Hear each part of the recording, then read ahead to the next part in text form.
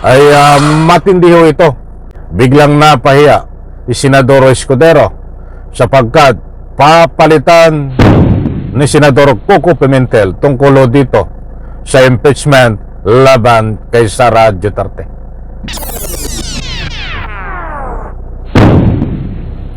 Alright, welcome back to my YouTube channel. I'm Andy's Vlog.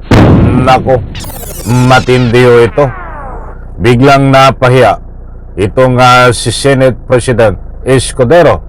Biglang palitan ni Senador Coco Pimentel. Nako po, ay usapang palitan ho ito, mga kaibigan. Kung magugunita nyo ho, mga mahal kong taga-subaybay, ay ilang buwan na ho itong usapin ng impeachment laban kay Sara Duterte.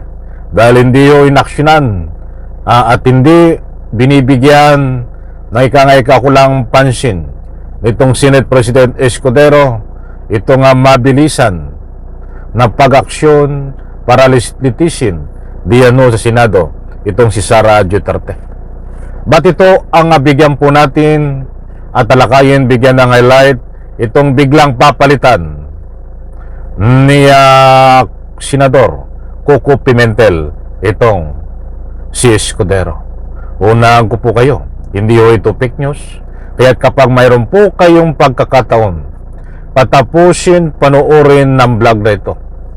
Nako ho, napakarami nyo pong matutuklasan na biglang nagbago ang ihip ng hangin sapagkat napahiya ho dito itong si Senate President Escudero na mismo palitan nitong si Senador Coco Pimentel. Nako ho, ito ho, ibabahagi ko po sa inyo kapag mayroon po kayong pagkakataon. Inaanyayahan ko po kayo na isang like muna sa video na ito bago tayo magpatuloy. Maraming salamat, shoutout po sa lahat. Samahan niyo po ako na talakayin at ibahagi, spread po natin ito, itong latest update tungkol dito sa development ng impeachment laban kay Sara Duterte.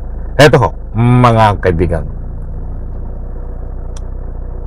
Bukas sa Senate Minority Leader Aquilino Coco Pimentel sa mungkahing siya ang manguna sa pagbabalangkas ng rules of impeachment. Ito'y kasunod na ay maliwanag ko mga kaibigan dito na bukas itong si Senador Coco Pimentel napalitan itong si Senate President Escudero na may kaugnayan ho sa pagbalangkas dito ho sa sinasabing impeachment laban kay Sara Duterte. Ano po ang nakapaloob sa babalangkasin? Ano ang eksakto? May ka nga po, bakit papalitan ni Senador Coco Pimentel itong si Escudero? Ito po mga kaibigan. siya ang manguna sa pagbabalangkas ng rules of impeachment. Ito'y kasunod ng rekomendasyon ng Senate Majority Leader Francis Tolentino na bumuo na isang special subcommittee para rito. Ayon kay Tolentino, bilang miyembro ng Committee on Rules, maaaring si Pimentel na mismo ang maging pansamantalang chairman upang pangasiwaan ang pagbuo ng mga panuntunan. Bagaman abala rin sa nalalapit na midterm elections. Ayan mga kaibigan, ay inarekomenda ho ni Senador Tolentino at siyempre iba pang ika nga po ay nagsusulong dito na pamahalaan ni Senador Coco Pimentel itong Senate of Rules. Anong tawag doon? Ano yun po natin? Ulitin.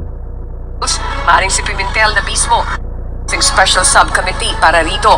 Ayon kay Tolentino, bilang miyembro ng Committee on Rules, maaaring si Pimentel na mismo ang maging pansamantalang chairman upang pangasiwaan ang pagbuo ng mga panuntunan. Bagaman abala rin sa ayun mga kaibigan, na pangasiwaan ang panuntunan dito po sa gaganapin na impeachment laban kay Sara Duterte. Nako ho, kung maalalahanin po natin, mga mahal kong taga-subaybay, ito po ay laging sinasabi nitong si Senate President Escudero noong pa man na gagawin nila at ginagawa na ang pagbalangkas nitong rules of impeachment ba't hanggang ngayon po ay wala pa, mga kaibigan? Nako. Kaya ito nga ho, mayroong nag-presenta at inendorso, tinutulak na itong si Senador Coco Pimentel ang dapat pumalit na para siya ang magbalangkas, siya ang gumawa nitong rules of impeachment na gaganapin laban ho kay Sara Duterte, dahil hanggang ngayon ho ay wala pa itong ika nga po yung magandang development, bagamat kapag nagkakaroon po ng press conference itong Senate President Escudero ay anong bilis magsalita, dire-diretso, Tagalog, maganda ho, magandang pakinggan, madaling maunawaan. Subalit ho, ang problema, mabilis magsalita, maunawaan po natin, ba't hanggang ngayon po wala pong aksyon, puro salita ho, mga kaibigan. Kaya paburo ako dito, kung papalitan ni Coco Pimentel, kagalang-galang na senador, itong si Escudero, para siya ang mamahala sa pagbalangkas o panuntunan dito sa rules of impeachment.